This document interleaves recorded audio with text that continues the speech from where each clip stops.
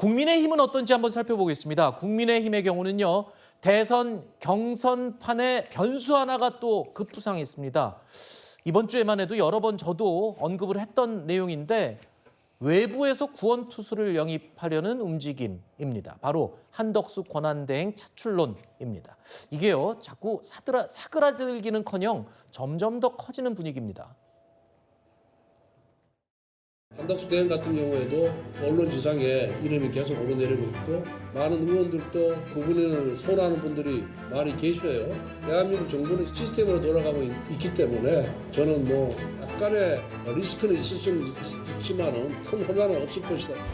한덕수 대행에 대한 평가를 하시면서 이번 경선에 같이 참여하는 것이 좋지 않겠느냐라는 말씀을 한 분들도 계시고 필요하다는 의견들이 조금 더 많았던 것 같아요. 여러 현역 의원들이 한덕수 권한대행 출마를 요청하고 있고 한덕수 출마해야 된다고 서명한 현역 의원들이 수십 명이다. 이른바 또 연판장을 돌렸다라는 말도 제가 오늘 국회 들어갔다가 확인을 했는데 국민의힘 주자들의 출마 선언 연일 잇따르고 있죠. 경선 출마자가요. 최대 많게는 20명에 달할 수도 있다는 관측도 나옵니다. 물론 이들이 다 후보 등록을 할지는 좀 지켜봐야 되겠습니다만 지금 거론되는 그리고 또 이미 밝힌 주자들 다 합치면 20명 가까이 됩니다. 여기에 한덕수 권한대행까지 차출하려는 움직임이 있다.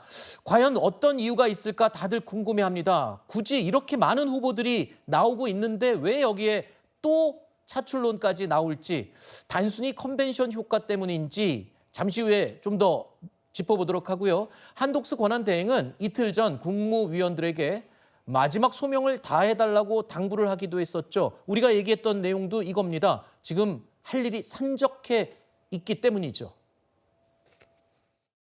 국무위원 여러분, 국가와 국민을 위해 우리에게 주어진 시간은 2개월 남짓 남았습니다.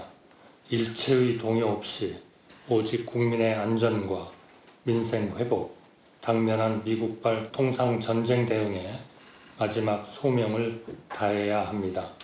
모든 공직자들도 대통령 고리라는 엄중한 상황을 맞아 정치적 중립을 확고히 유지하며 맡은 바 소임을 다해 주시기를 당부드립니다.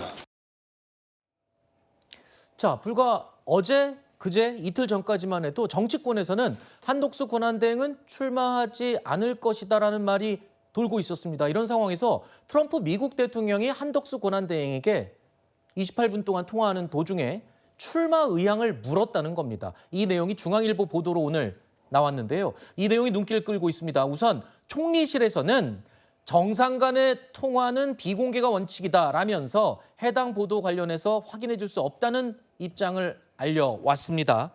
자, 그런데 이 부분이 궁금합니다. 만약에 한미 정상 간 첫 통화에서 대선 출마 의향을 물었다면 이건 굉장히 이례적인 부분일 뿐만 아니라 불과 어제까지만 해도 정치권에서는 한 권한대행은 출마 의사가 없는 걸로 패널들도 얘기를 했었거든요. 그런데 여기서는 NCND라고 해야 되나요? 입장을 밝히지 않았다. 이 어떤 겁니까? 뭘로 의미를 받아들이면 돼요? 글쎄 도널드 트럼프 미국 대통령의 성격이 워낙 직설적이기 때문에 통화 과정에서 한국에 대한 사정을 익히 잘 알고 있다는 것을 전제로 한덕수 대통령 권한대행에게 출마 여부를 한번 물어봤을 수 있겠다. 저는 이건 이례적이라고 생각하지 않는데. 아, 그래요? 그런데 두 정상 간의 통화가 이렇게 중앙일보 언론 보도를 통해서 알려진 것 자체가 굉장히 이례적이라고 생각합니다. 아, 그래요? 그러니까 이 내용이 알려짐으로써 한덕수 권한대행의 출마 가능성이 열려 있구나, 충분히. 네. 왜냐면 그 전까지는 대통령의 디귿도 꺼내지 말라고 했는데 네. 아직 정해진 게 없다, 결정한 것이 없다, 그런 요구가 있다라는 것을 트럼프 대통령에게 확인해 줬다는 것만으로도 한덕수 권한대행의 출마 가능성이 거의 0%에서 이제 상당히 좀 높아진 것 아니냐라고 해석해 볼 수 있을 것 같고요. 처음 그 채널A에서 한덕수 권한대행에 대한 출마 요구가 당내에 있다라는 네. 얘기가 있었을 때만 하더라도 저는 그게 광범위한 여론이라고 생각하지 않았는데 네. 최근에는 한덕수 권한대행에 대한 출마를 요구하는 초선 의원들 또 일부 중진 의원들도 하나둘 등장하는 걸 보면 이게 찻잔 속 태풍이 아니라 실제 가능성이 있는 시나리오로 가고 있는 것 아닌가라는 생각도 파괴됩니다. 네.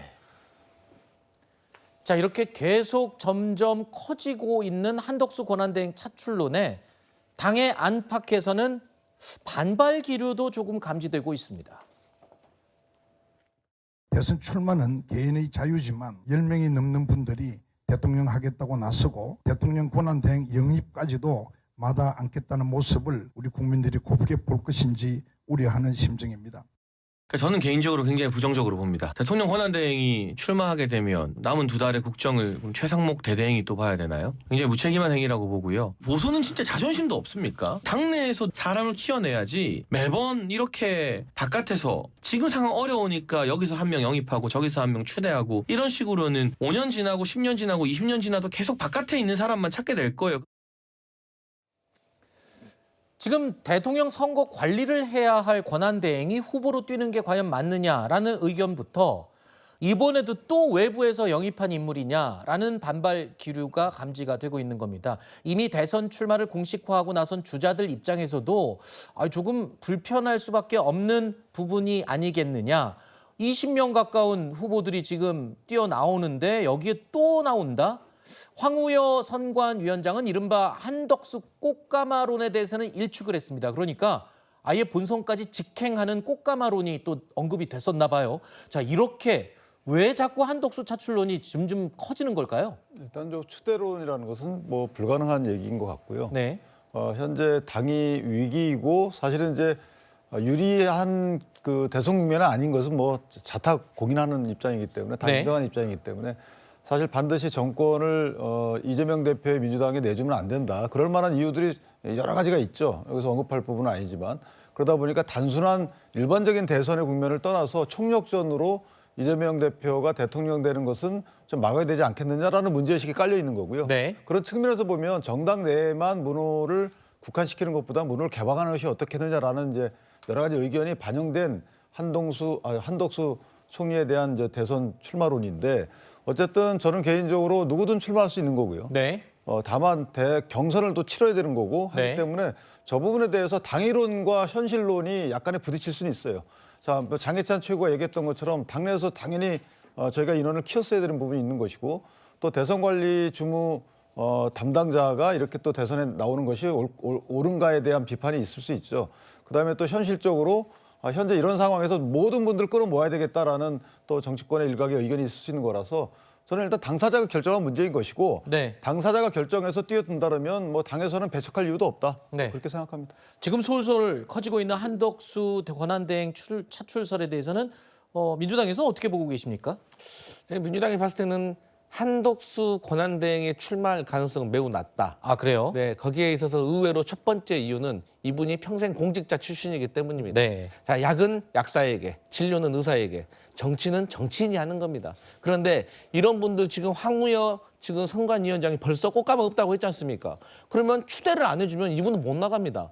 그런데도 나가고 싶은 욕심이 있다면 일단 무소속으로 나가서 밖에 있다가 국민의힘의 후보가 결정되면 단일화를 생각할 건데 과거 반기문 총장 사례를 보면은 밖에 있으면 선거 자금이 쭉쭉쭉 빠져나갑니다. 네. 그러면 공무원들은 그것을 정신력으로 버텨내기 어렵습니다. 네. 그렇기 때문에 결론적으로 국민의힘에서 추대 안 해주면 네. 한덕수 권한대행은 출마 못한다 이렇게 봅니다. 알겠습니다.